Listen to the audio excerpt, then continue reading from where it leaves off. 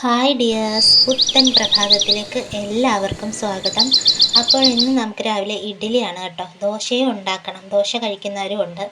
അപ്പോൾ രാവിലെ തന്നെ നമ്മൾക്ക് വേണ്ടിയിട്ട് നമുക്ക് കുറച്ച് സമയം കണ്ടെത്താമെന്ന് വിചാരിച്ചു. ഇന്ന് ലീവാണ്. അപ്പോൾ രാവിലെ ഞാനൊന്ന് ഫേസ് പാക്കൊക്കെ ഇട്ടിട്ട് അടുക്കളയിൽ കയറാമെന്ന് വിചാരിച്ചു. അപ്പോൾ അതിനായിട്ട് ബീട്രൂട്ട് ജ്യൂസ്, മുൾട്ടാണി മിട്ടിയുടെ പൗഡർ, പിന്നെ ഡാബറിൻ്റെയാണ് ഞാൻ തേൻ എടുത്തിരിക്കുന്നത്. ഡാബറിൻ്റെ തന്നെ റോസ് വാട്ടർ കൂടി നമ്മൾ ഒഴിച്ചു കൊടുക്കുന്നുണ്ട്.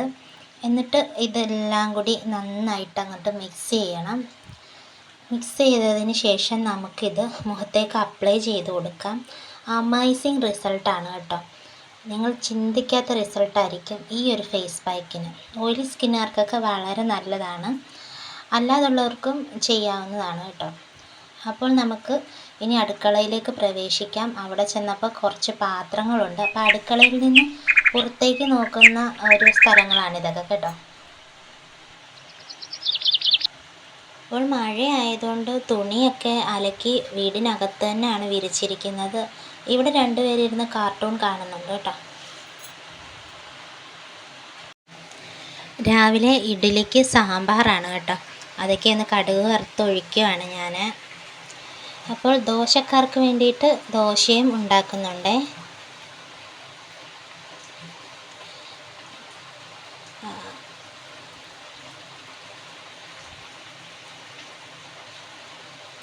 ഇവിടെ ദോശ കഴിക്കാൻ ഇഷ്ടമുള്ളത് മോനാണ്.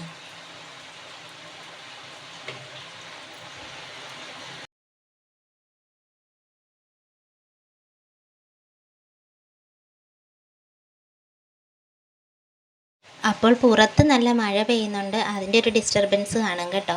മുഖം ഡ്രൈ ആയി കഴിഞ്ഞപ്പോൾ ഞാൻ ഒന്ന് കഴുകി. അപ്പോൾ കണ്ടില്ലേ, ഇവിടെ കറണ്ട് പോയി. ഞാൻ പുറത്ത് നിന്നാണ് ഫേസ് കാണിച്ചത് കേട്ടോ.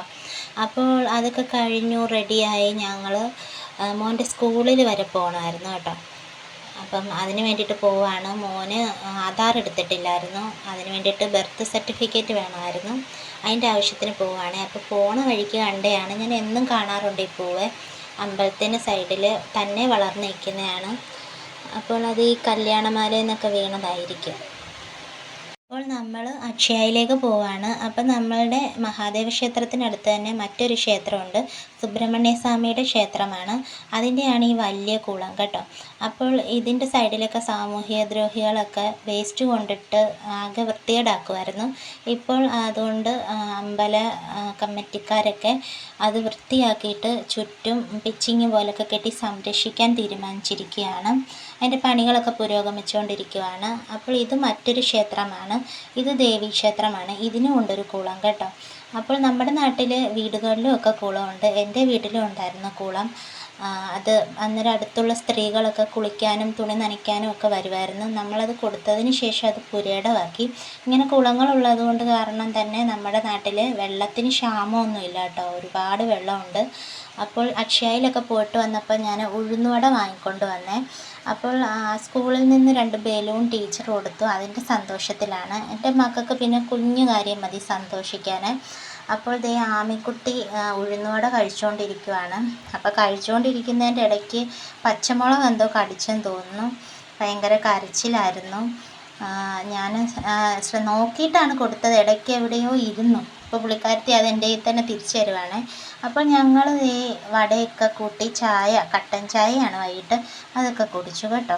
അപ്പോൾ ഇന്നത്തെ വിശേഷങ്ങൾ ഇത്രയൊക്കെ ഉള്ളൂ. എൻ്റെ കുഞ്ഞു കുഞ്ഞ് ഇതേപോലത്തെ വിശേഷങ്ങളായിരിക്കും ഞാൻ വ്ലോഗ് ചെയ്യുന്നത് കേട്ടോ. ഇഷ്ടപ്പെട്ട ചാനൽ സബ്സ്ക്രൈബ് ചെയ്ത് ലൈക്ക് അടിക്കാനും ഷെയർ ചെയ്യാനും മറക്കരുത് കേട്ടോ. അപ്പോൾ ഇനി മറ്റൊരു വിശേഷങ്ങളുമായിട്ട് കാണാം. അതുവരേക്കും ബൈ ബൈ.